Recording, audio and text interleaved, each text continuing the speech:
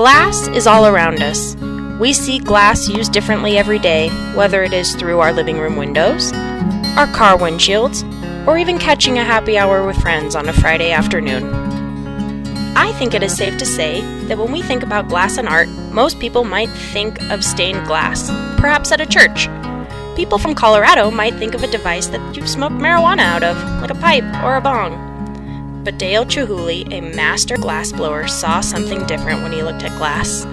In an interview with Chihuly, he said, "As a kid, I was always interested in glass, but it wasn't until I took a weaving class at the University of Washington in the early 1960s that I made my first artistic use of it. I started weaving small pieces of glass into tapestries. One night, a few years later, I melted some glass in a little oven and blew a bubble. I had a poster on the wall of a glassblower with his cheeks puffed up, so I gave it a try. As soon as I blew that bubble, I decided I wanted to be a glassblower." Although Chihuly has works all over the world, it was an installation in Jerusalem that he said was particularly close to his heart. Archaeologists are confident that glass was invented in the Middle East roughly 4,000 years ago. It was nearly 2,000 years later that the locals stumbled upon the brilliance of blowing glass. Because of the roots that glass has in the Holy Land, Chihuly was enthusiastic, to say the least, about an installation at the Citadel of Jerusalem or the Tower of David at the Museum of the History of Jerusalem. The installation opened July 1st, 1999, and the exhibition, which was built specifically for the museum on the eve of the millennium, was the largest that Chihuly had ever produced. After 2 trips to Jerusalem to study the architecture and landscape of the Tower of David, Chihuly coached a team of 30 people for 2 years consisting of engineers and glassblowers to make his dream of this wonderland of glass come alive.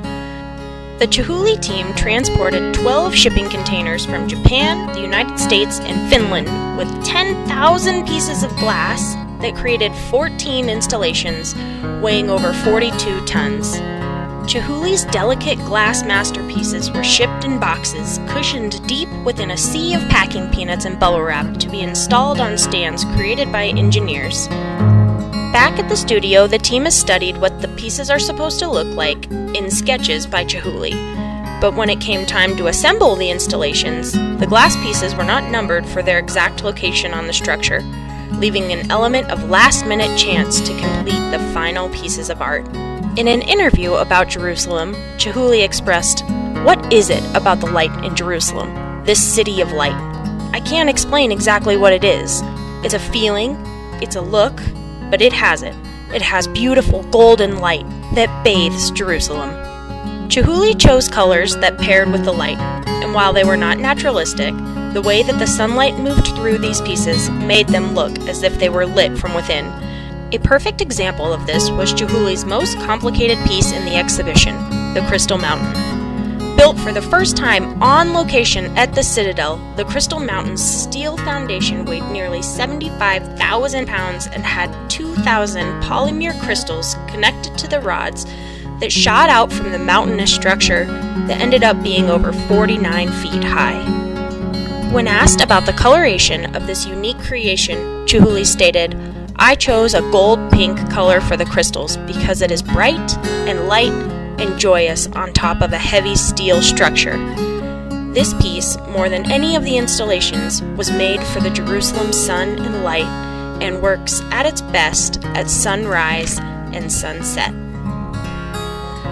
This installation brought a record-breaking 1.3 million visitors to the Tower of David Museum, whose crowds were just as beautifully diverse as the pieces within that Chihuly had created.